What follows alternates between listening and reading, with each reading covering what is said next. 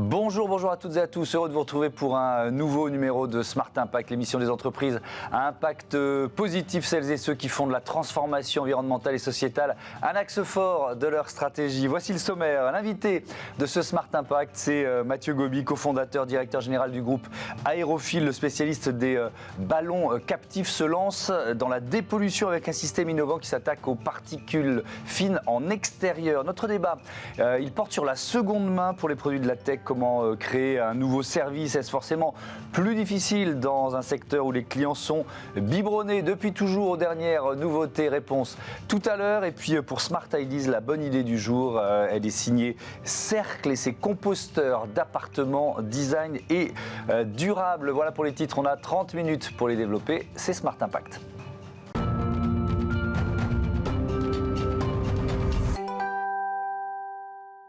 Bonjour Mathieu Gobi, bienvenue. Bonjour. Vous avez donc fondé Aérophile avec Jérôme Giacomoni. C'était janvier 93, c'est ça? Vous allez fêter vos 30 ans? On va fêter les 30 ans dans quelques jours. Dans quelques jours, vous êtes devenu l'un des leaders mondiaux des ballons captifs. Les Parisiens, évidemment, connaissent bien celui qui plane au-dessus du parc André Citroën. Mais alors, ce qu'on ne soupçonne pas forcément, c'est que c'est un laboratoire volant. Expliquez-nous. Alors, ce ballon, effectivement, il a pour première vocation de faire voler des passagers. Bien sûr. C'est un équipement de loisir. Mais comme il ne produit aucune pollution, puisqu'il n'y a pas de moteur à bord, tout est activé depuis le sol avec un treuil, c'est un ambassadeur parfait pour la qualité de l'air. Il embarque des appareils de mesure du CNRS dans un partenariat qu'on a avec la ville de Paris et avec Air Paris pour mesurer, mieux comprendre la pollution.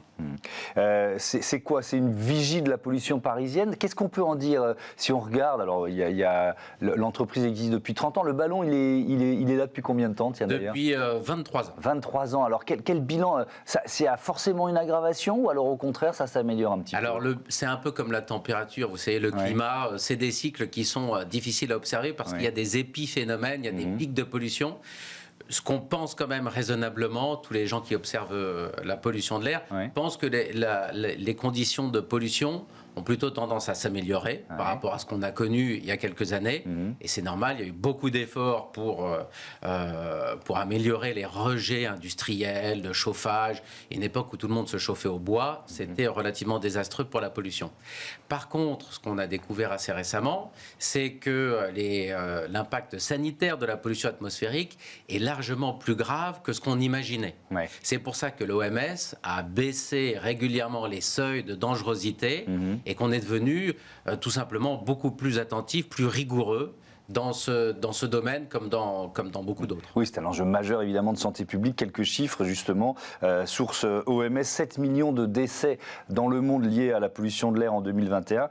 Et c'est même, si on fait un focus sur la France, la deuxième cause de mortalité évitable en France. Et donc après, je crois, une dizaine d'années de recherche et développement, vous avez mis au point une solution qui répond à cet enjeu de santé publique, une solution de dépollution de l'air extérieur. Ça s'appelle le Para-PM. De quoi il s'agit? Alors, le Para-PM, c'est effectivement une solution qu'on a développée après avoir compris ce que c'était que la pollution grâce à notre ballon dans le 15e. Ce Para-PM, c'est un appareil qui est une sorte d'aspirateur géant à particules. Donc, on aspire l'air d'un côté, on le recrache de l'autre, et au milieu, par un système électrique très intense, on capture les particules fines, donc la plus grosse partie de la pollution atmosphérique. Alors je veux bien que vous détailliez un peu l'innovation, c'est pas simplement une question de filtre, manifestement. Non, alors ce qui est intéressant, innovant, c'est que justement, il n'y a pas de filtre au sens où on l'entend traditionnel, donc c'est une sorte de tamis. Vous savez, dans les appartements, on voit des petits aspirateurs qui nettoient l'air, ça marche très bien, on a un tout petit débit, et puis on fait passer l'air dans un filtre mécanique, souvent en papier, qui va stopper les particules. On ne peut pas faire ça pour des gros volumes, avec des gros débits, parce qu'on dépenserait trop d'énergie et on aurait en plus du consommable. Ces filtres, il faut les changer. Bien sûr. Notre appareil, il a l'avantage de consommer très peu d'énergie parce que l'air traverse le dispositif sans être freiné. Donc on peut avoir des gros débits, traiter des gros volumes et on n'a pas de filtre à changer puisqu'on capture en fait les particules comme si on les aimantait. Si vous voulez, on les attire avec un phénomène électrique, donc un champ électrique très intense. D'abord, on les ionise et ensuite, on les attire. Donc, ces particules viennent se coller sur des plaques. métalliques. Ces plaques métalliques, il faut juste les nettoyer de temps en temps, donc il n'y a aucun consommable. Et c'est pour ça qu'il y a 10 ans de recherche et développement? Oui, ce qui a été compliqué, ça a été de mettre au point un dispositif qui soit efficace dans des concentrations de pollution qui sont assez faibles. La pollution atmosphérique à laquelle on est soumis, elle est relativement diffuse, même si elle est dangereuse pour la santé. Donc il faut pouvoir nettoyer un air qui est déjà la pollution est diffuse. C'est des techniques qui étaient utilisées par exemple pour des fumées très denses à la sortie de cheminées d'usines. Mais pour le mettre au point, pour la pollution ambiante, ça a été beaucoup de travail. Alors justement, vous en êtes où? Il y a un premier prototype, on est à quelle phase de développement? Alors on est au deuxième prototype, on est en cours d'industrialisation, on est en cours de développement sur des sites pilotes, donc dans des métros, dans des cours d'école. Et on a eu la chance d'être retenu par un appel d'offres pour équiper la place des athlètes sur les Jeux Olympiques de Paris en 2024. Oui, alors ça, c'est la Solideo, c'est ça qui construit les bâtiments et le village des athlètes olympiques. Qu'est-ce que vous allez installer quoi alors? Ça ressemble à quoi, tiens, d'ailleurs? Alors, l'appareil, si vous voulez, techniquement, c'est un tuyau qui fait 2 mètres de long, 50 cm par 50 cm. On a un ventilateur extracteur qui provoque la circulation d'air et à l'intérieur on a nos dispositifs électriques. Donc c'est un appareil qui fait une centaine de kilos et qui fait 2 mètres de long. Ces appareils, on peut les utiliser comme ça dans une version industrielle un peu brute pour des parkings, pour des métros, pour des gymnases, donc des endroits où on n'a pas forcément besoin d'être particulièrement joli. Oui, il n'y a pas de question de design dans des lieux comme ça, pas trop en tout cas. Et puis pour la Solideo, par contre, on est dans un mobilier urbain. C'est-à-dire que c'est les mêmes appareils, sauf qu'on les a disposés sur une grosse ombrière circulaire avec un pied unique. Et ça, c'est joli et c'est facile à installer puisque ce pied unique fait qu'il suffit d'un petit massif en béton et on va pouvoir en planter comme ça à des endroits cruciaux dans les villes, que ça soit dans des cours d'école, sur des places de marché, etc. Et donc on va bénéficier d'un air pur autour de cette ombrière sur quelques mètres. Alors, vous l'avez évidemment testé, l'efficacité sur les particules fines. De quelles particules on parle, si on essaie d'être un peu précis, et quelle efficacité le système par APM peut démontrer? Alors, l'avantage d'attirer les particules comme ça avec un champ électrique, c'est qu'on capture toutes les particules, même les plus fines. Et ça fait partie des dernières constatations sanitaires. C'est que pendant longtemps, on a pensé que les particules les plus petites n'avaient pas trop d'impact sur la santé. En réalité, si. Elles traversent la frontière des poumons et elles vont ensuite se fixer sur des organes et elles vont provoquer des cancers, des AVC. Donc, vraiment un impact sanitaire très inquiétant. Notre par-APM capture même les plus petites. Il capture aussi les virus, par exemple. Évidemment, le Covid, c'est une particule fine, c'est un solide qui est de 0,3 microns. On va le capter avec notre appareil. Donc on capture vraiment toutes les poussières, toutes les particules, les suies, donc des particules carbonées, mais aussi des particules minérales. Donc on va vraiment débarrasser l'air de toutes les particules qui sont en suspension dedans. Alors vous nous l'avez dit, vous rentrez en phase d'industrialisation.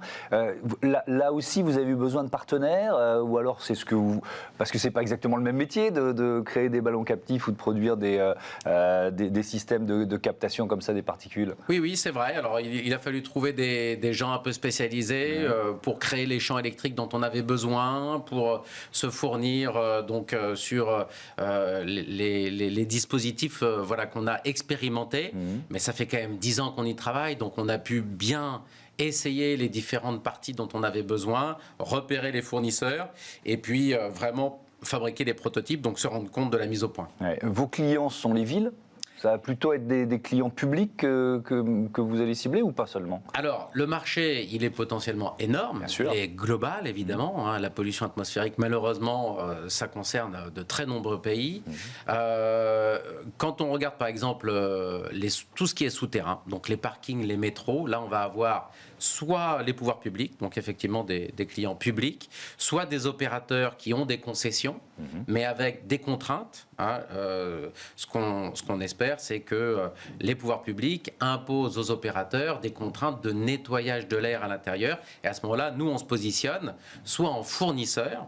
À ce moment-là, on vend nos appareils, soit même en fournisseur de services. On peut louer nos appareils et s'engager à nettoyer l'air du métro, par exemple. Alors justement, ça veut dire que, si je vous comprends bien, dans le métro aujourd'hui, que ce soit à Paris ou ailleurs, on va pas, y a des contraintes réglementaires qui font qu'on n'est pas obligé d'utiliser un matériel comme le vôtre. C'est un peu ce que je comprends. Pour l'instant, voilà, il n'y a pas vraiment de contraintes. Ce qu'on constate dans le métro, c'est qu'il y a une pollution qui est plus importante que celle qu'on a en surface, évidemment.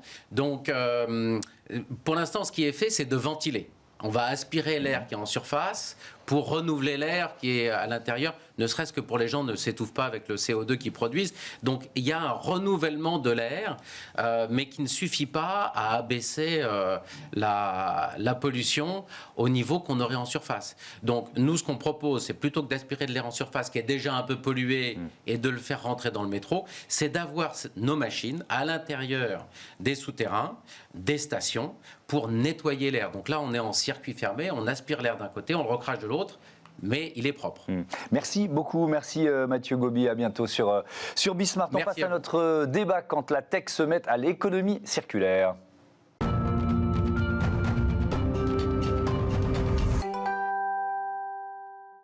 C'est le débat de ce Smart Impact. Je vous présente tout de suite mes invités. Antoine Bagur, bonjour, bienvenue. Vous êtes le cofondateur de Circular X. À vos côtés, David Turquetil, bonjour, bienvenue.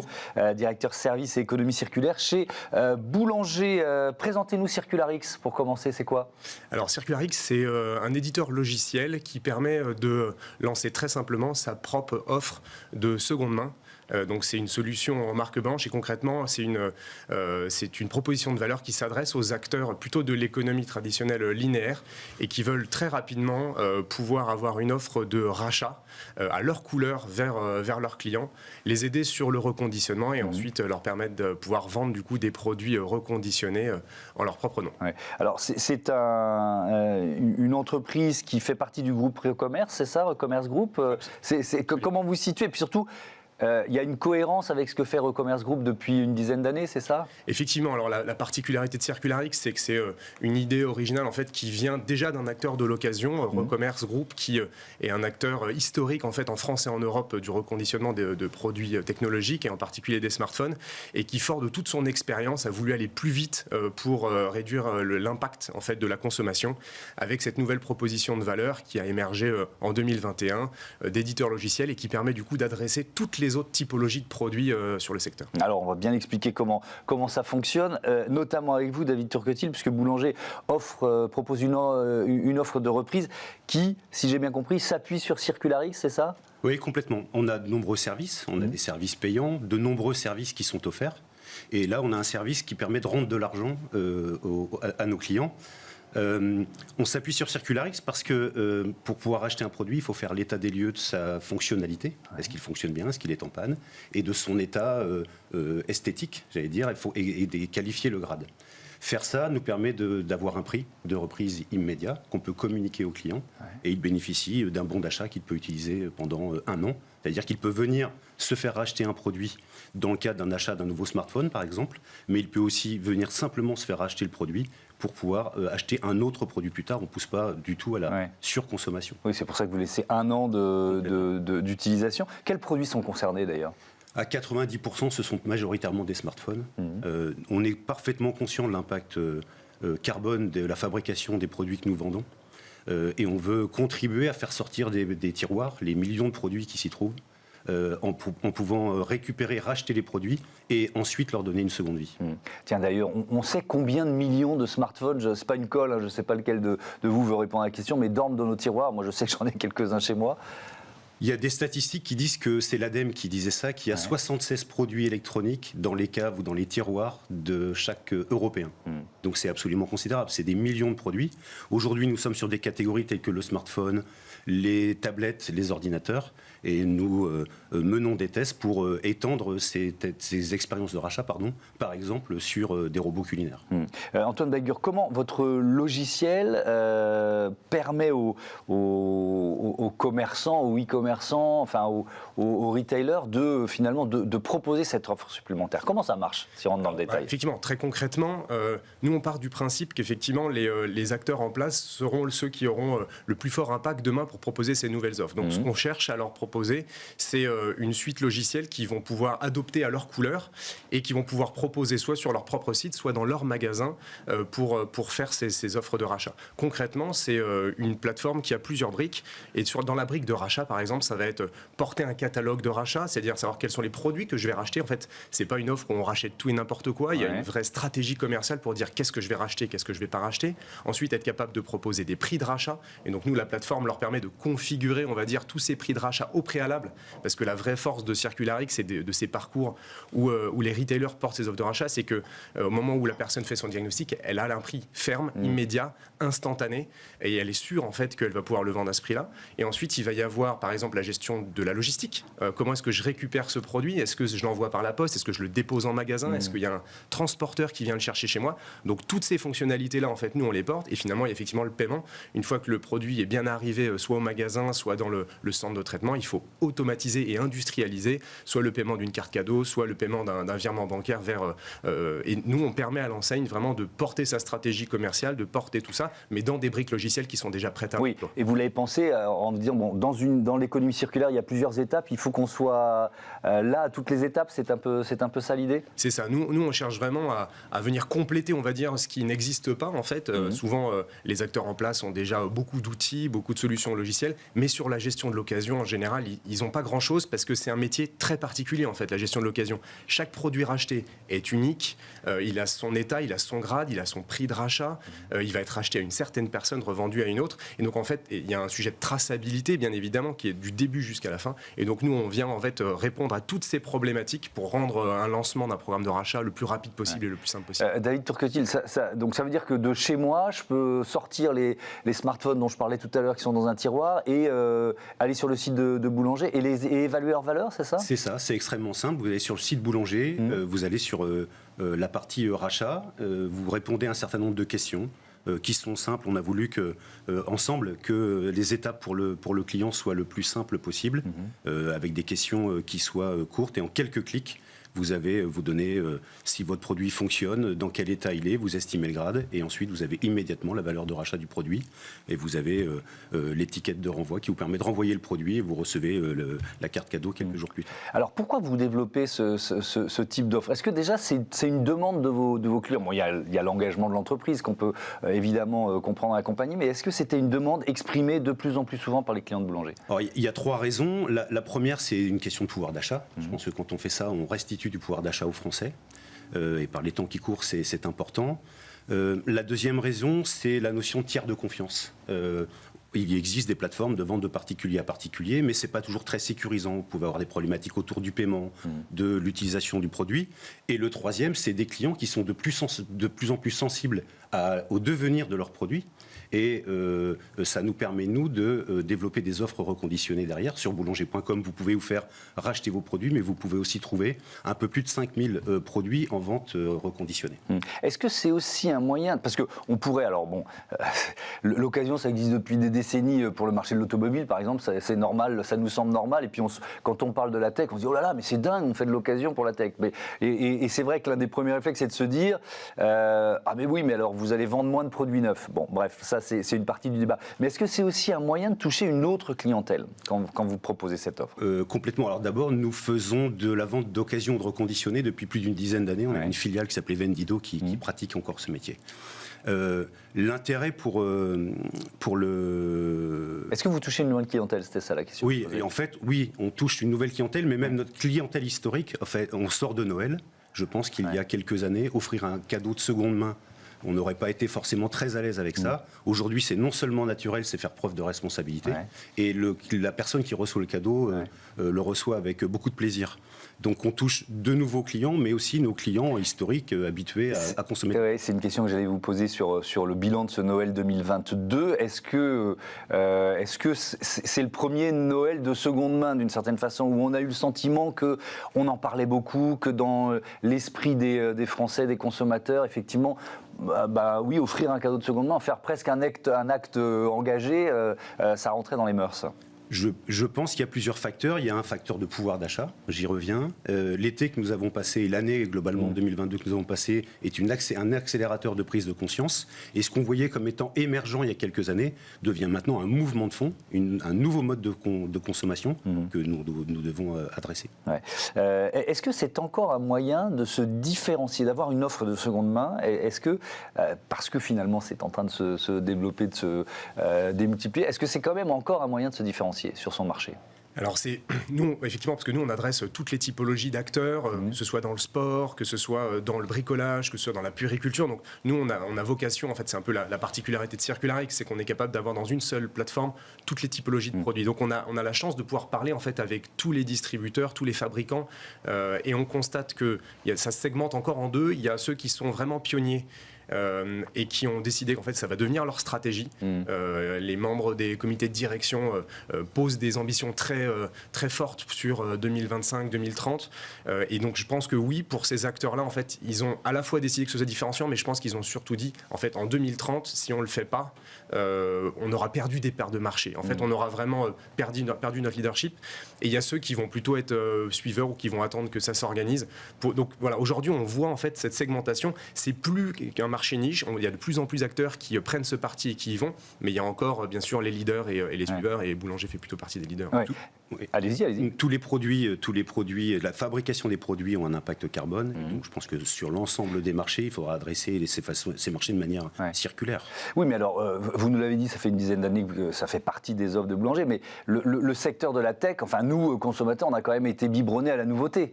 C'est comme ça que ce secteur s'est développé. Donc ça peut sembler encore plus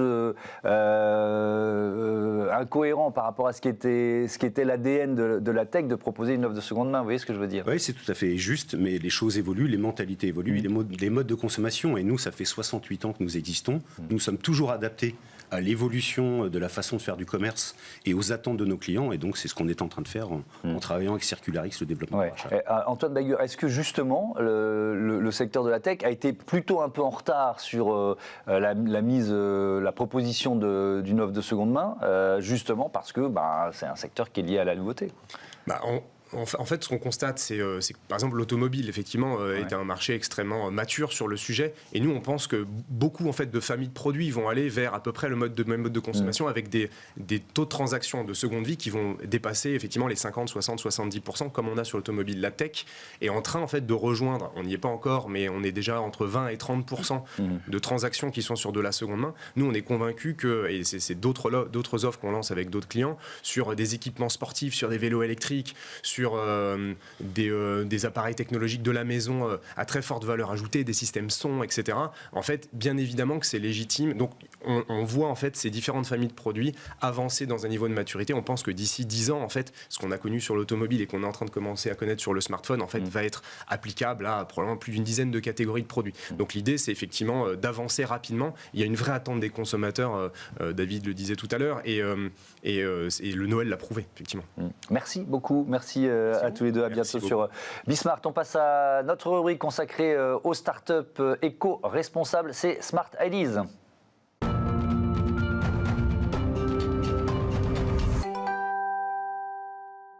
Smart Ideas est la bonne idée du jour et signée Circle. Bonjour Marie Doconiou, bienvenue. Bonjour. Vous êtes la cofondatrice de Circle, créée en 2021 avec Charles Lambert, avec donc cette volonté de démocratiser l'accès au compostage, c'est ça l'idée ?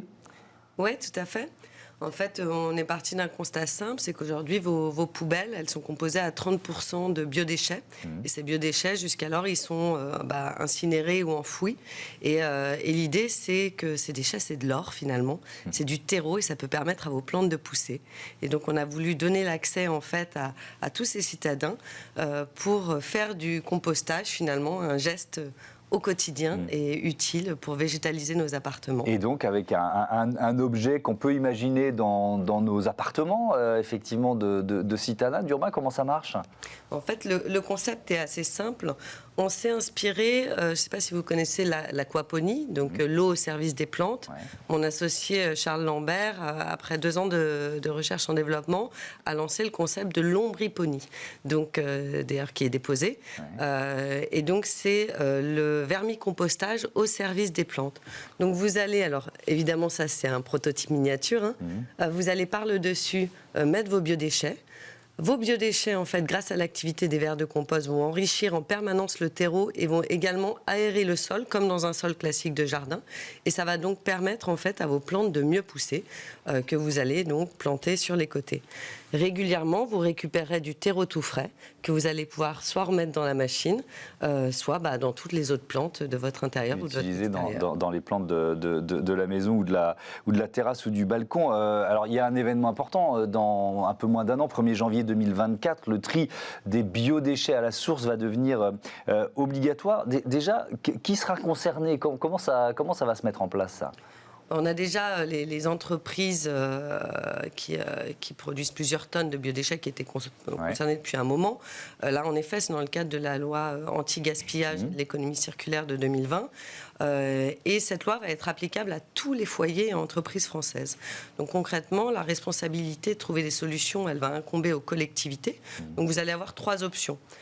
Soit du compostage en fait en collecte séparée. Il y a des tests qui sont en cours aujourd'hui à Lyon 7, à Paris. Donc on va vous installer, vous avez des bornes à verre dans lesquelles vous allez mettre vos bouteilles. Vous allez avoir des nouvelles bornes à compost dans lesquelles vous allez descendre votre sachet de compost. Soit les composteurs collectifs en pied d'immeuble, qui ont quand même la contrainte, vous savez, il va falloir y aller, déjà se déplacer. Et puis, il y a beaucoup de listes d'attente encore aujourd'hui. Et donc, nous, notre solution, c'est vraiment du compostage domestique, individuel. Parce qu'on pense que finalement, composter, c'est très simple et que ça peut se faire. Mais si on veut changer les habitudes, en fait, les premières raisons pour lesquelles les gens ne sautent pas le pas, ne franchissent pas le pas de composter chez eux, c'est parce qu'ils n'ont pas de place. Nous, notre objet, il fait que 35 cm de diamètre et il est 100% encapsulable. Donc, vous pouvez rajouter des étages et donc augmenter votre capacité de compost. La deuxième raison, c'est qu'ils ne savent pas faire. Donc, il y a plus de 50% des Français qui disent vouloir qu'on leur apprenne à composter. La troisième raison, c'est qu'ils n'ont pas du tout envie d'avoir une poubelle moche en plus à la maison. Et donc, c'est pour ça qu'il fallait rapporter du design et du beau. Dans ce geste. Ils sont faits de quoi? Ils sont éco-conçus, vos objets, donc comment? Oui, tout à fait. En fait, on a utilisé le matériau le plus noble qui soit, qui est la terre cuite, et le plus durable. On retrouve encore des poteries qui datent de plus de 20 000 ans, qui servaient d'ailleurs à la cuisine originellement. Ouais. Et en plus, la terre cuite a quand même, dans le cadre du jardinage, des vraies vertus pour favoriser la croissance des plantes et irriguer. Ouais, vous êtes basé en région Auvergne-Rhône-Alpes. C'est aussi une démarche locale. Qu'est-ce qu'il y a là de local, votre démarche? On a commencé en réalité, donc c'est Charles Lambert, mon associé, qui dès 2019 installe en pied d'immeuble avec des bailleurs sociaux des gros bidons en plastique de potager composteur qu'il crée à la main. Et son premier objectif, c'était de ramener l'accès à l'alimentation. Et comme on a des taux de rendement grâce à la colonne de lombricompostage qui sont supérieurs de 50% à des jardinières classiques, ça permettait vraiment de faire pousser des explosions de salades, d'aromatiques, et donc de donner l'accès à l'alimentation. Vous savez, le coût d'une salade en supermarché, c'est à peu près 2 €. Je ne sais pas si vous savez que ça repousse jusqu'à 5 fois, et qu'une jeune pousse, ça coûte en moyenne une vingtaine de centimes d'euros. Et ben voilà, on va terminer là-dessus. Merci beaucoup Marie de Conilloux et bon vent au composteur Circle. Voilà, c'est la fin de cette émission. Merci à toutes et à tous de votre fidélité à Bismart. À très vite.